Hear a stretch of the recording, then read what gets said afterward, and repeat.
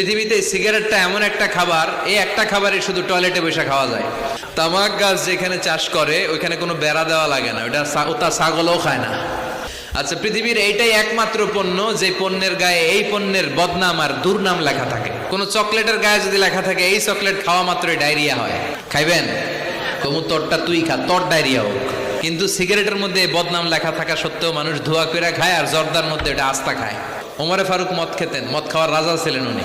সাইয়েদনা আলী রাদিয়াল্লাহু তাআলা আনহু মদ খেতেন, সব সাহাবারা মদ খেতেন, কারণ তখন এটা জায়েজ ছিল, নিষেধাজ্ঞা আসে নাই।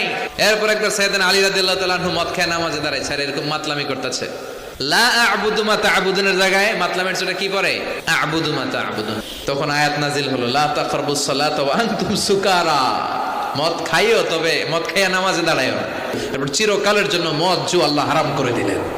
আল্লাহ একবারে হারাম করলে ভয়ঙ্কর অবস্থা হতো, আল্লাহ ধীরে ধীরে হারাম করলেন। তো যারা এই